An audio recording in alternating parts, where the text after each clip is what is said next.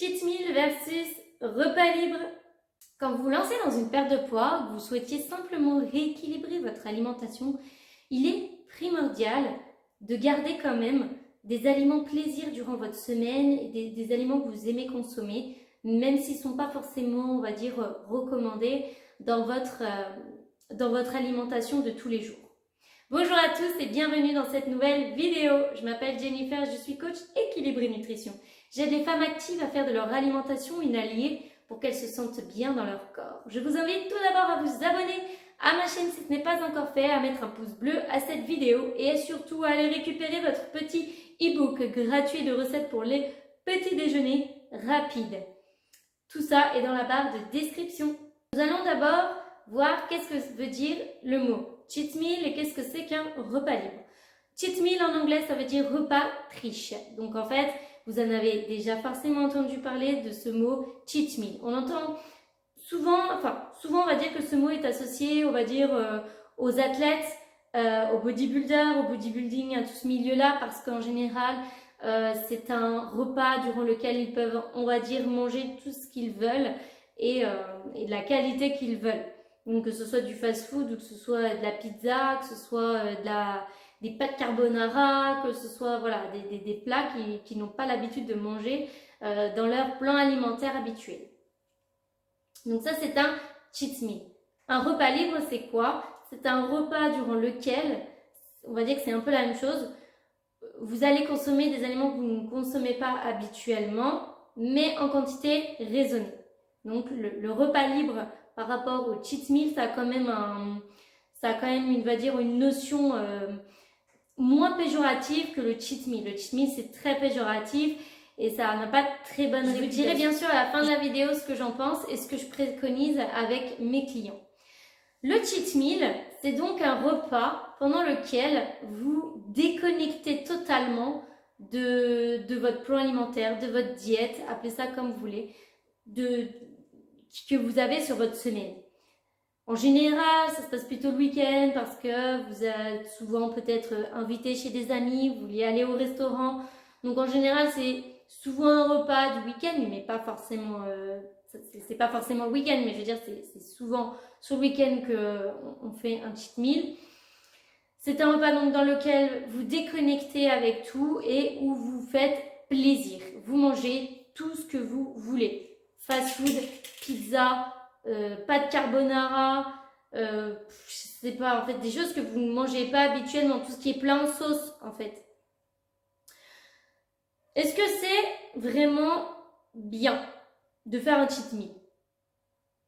Personnellement, je ne le recommande pas. Pourquoi? Parce qu'en fait, ça peut anéantir simplement tout ce que vous mettez en place. Souvent, un cheat meal ou un repas libre, on le conseille une fois par semaine.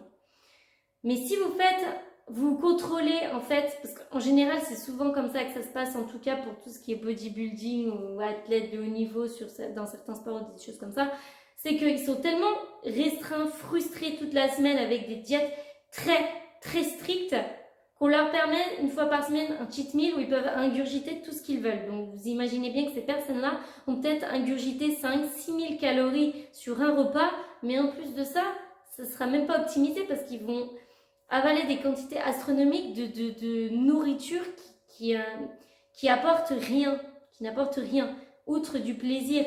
Je pense qu'on peut se faire plaisir un petit peu chaque jour sans devoir sur une journée engloutir tout ce qui nous passe sous la main et du coup soit déraisonné. Parce qu'il y a plusieurs problèmes par rapport à ça. Le premier, c'est que déjà le lendemain, vous serez mal. Je vous le dis, vous serez très mal. Parce que si vous avez l'habitude de faire attention à votre alimentation, et quand je dis faire attention, c'est pas de manger healthy 100% du temps, non, parce que ça c'est impossible, mais si vous mangez bien 80% du temps, mais qu'une fois par semaine vous envoyez tout ce que vous voulez, bah, le lendemain, je vais vous dire que votre digestion, elle va pas très bien se passer, votre corps va pas très bien comprendre ce qui se passe, et honnêtement, c'est pas optimisé. De deux, forcément, c'est pas optimisé. Pourquoi? Parce qu'en général, sur ce genre de repas, vous allez vraiment manger des aliments qui sont très riches en lipides, en glucides, mais ce ne sera pas des bons gras, ce ne sera pas des bons glucides, ce ne sera pas des bons lipides, en fait. Donc, est-ce que c'est optimisé dans votre rééquilibrage alimentaire ou dans votre perte de poids ou dans peu importe dans quel objectif vous lancez? Non. Moi, je vous préconise plutôt de vous tourner vers un repas libre contrôlé. C'est quoi un repas libre contrôlé? C'est pareil, une fois par semaine, sur un repas, c'est pas une journée, c'est pas 2 repas, 3 repas, non. C'est un repas dans votre semaine où vous vous faites plaisir, soit d'aller au restaurant, soit vous êtes invité chez des amis, soit vous recevez à la maison, et là, vous voulez juste pas vous prendre la tête à compter, soit vos calories, soit respecter votre plan alimentaire, votre diète, tout ça. Vous voulez en fait simplement déconnecter. Et c'est ok, c'est même indispensable pour éviter justement la frustration. Mais il faut que ça reste contrôlé et pas déraisonné. C'est-à-dire que si vous allez au restaurant, partez sur une entrée, un plat, un dessert. Ou si vous n'êtes pas très entrée, un plat, un dessert. Si vous n'êtes pas trop dessert, une entrée, un plat.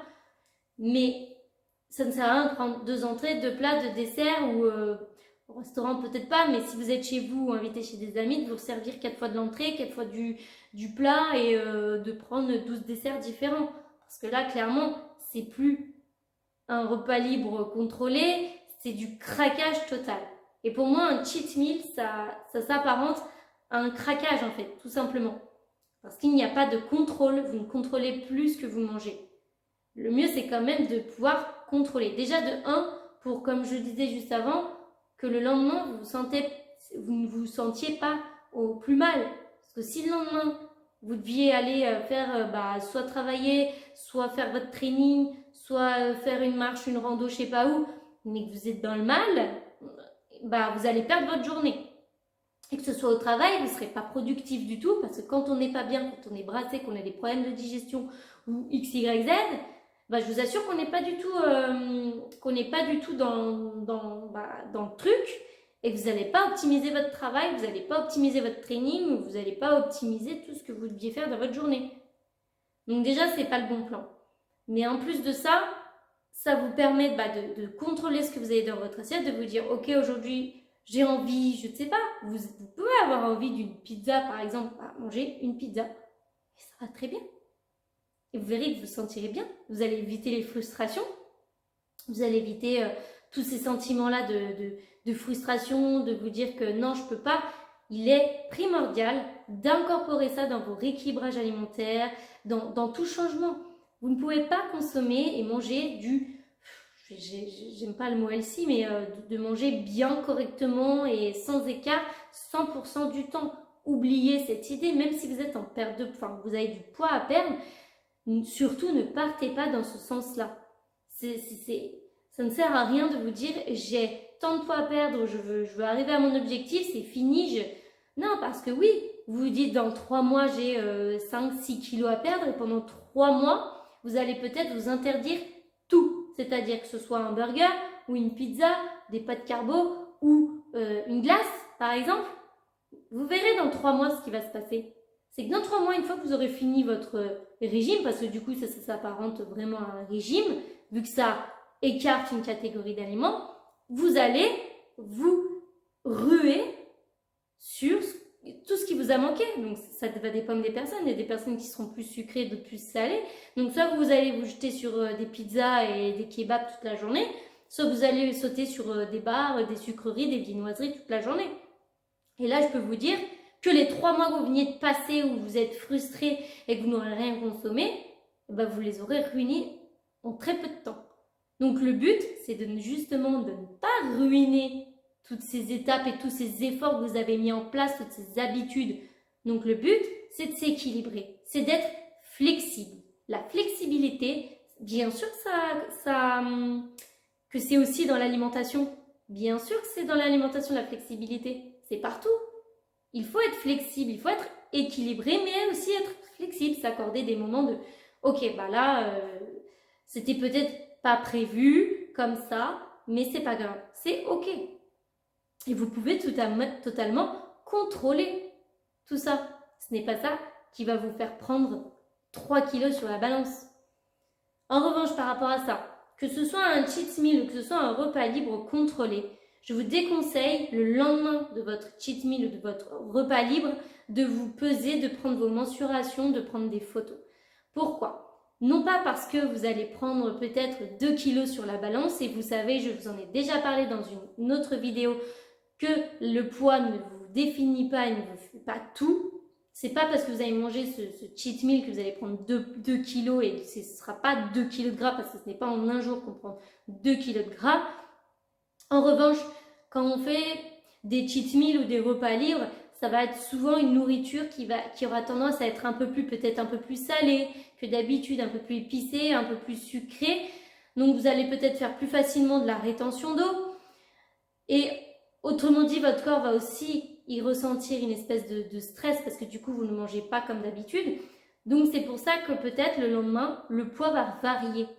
Donc je vous déconseille le lendemain, voire le surlendemain, de faire votre petit check-up en prenant vos photos, vos mensurations et faire votre poids. Ça ne sert à rien, à part vous démotiver.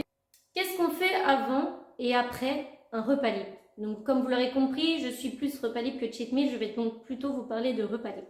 Est-ce que quand vous prévoyez de faire un repas libre dans votre journée, il faut, par exemple, je dis n'importe quoi, vendredi soir, vous avez prévu votre repas libre parce que vous allez au restaurant.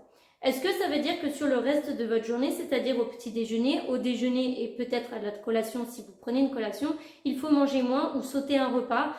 Qu'est-ce qu'on fait? Ok, là, stop, sortez-vous toutes les idées ou tout ce qu'on a pu vous dire de la tête. Vous respectez votre plan. Si vous petit déjeunez, vous déjeunez et que vous prenez votre collation, alors continuez de le faire et le soir, vous aurez votre repas libre. Mais c'est pas parce que vous faites un repas libre qu'il faut compenser, enfin, justement, pas compenser, mais faire l'inverse en se disant j'ai mon repas libre, donc je vais pas petit déjeuner le matin parce que du coup, comme ça, je pourrais manger un peu plus ce soir, surtout que j'ai prévu pizza. Pizza, c'est quand même vachement gras, vachement calorique. Non, faut pas penser comme ça. Le lendemain, c'est pareil. C'est pas parce que vous avez fait repas libre le vendredi soir que le samedi, il faut sauter le petit déjeuner. C'est pas comme ça que ça fonctionne. Si vous fixez un repas libre dans votre semaine, c'est un repas libre dans la semaine. Et ce n'est pas la peine de couper justement, de sauter un repas, que ce soit le jour même ou le lendemain, parce que du coup, il n'y a plus de plaisir.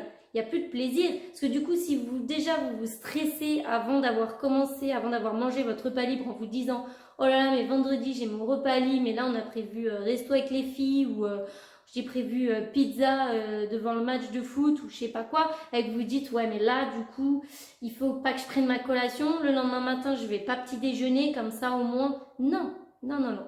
C'est un repas libre. Vous avez droit à un repas libre par semaine. Tenez-vous à votre plan, en fait. Si vous êtes autorisé ça, alors profitez juste de votre moment. Parce que si vous stressez avant et après en vous disant « Oh là là, j'ai fait n'importe quoi ou quoi que ce soit », demain est un autre jour. Et le lendemain, on recommence, on reprend ses habitudes. C'est tout. Ni plus ni moins. Voilà, j'espère vraiment que cette vidéo vous aura éclairé sur les différences entre un cheat meal et un repas libre. Et du coup, à mon avis, vous l'avez compris, c'est vraiment plutôt le repas libre contrôlé plutôt que de partir sur un cheat meal en se disant je peux manger tout ce qui se passe sous mon nez. Et non, parce que là, dans le fond, ce ne sera pas bon à votre santé, ce ne sera pas bon à votre équilibre justement, ce ne sera pas bon à votre morale non plus. Voilà. C'est pas l'optimisation. L'optimisation, c'est un repas libre contrôlé. Vous mangez quelque chose que vous avez envie de manger, mais c'est pas en quantité déraisonnable. Il faut, si c'est une pizza, c'est une pizza. Je vous laisse bien aller voir dans la description. Vous pouvez remplir un bilan personnalisé et totalement gratuit. À bientôt dans la prochaine vidéo.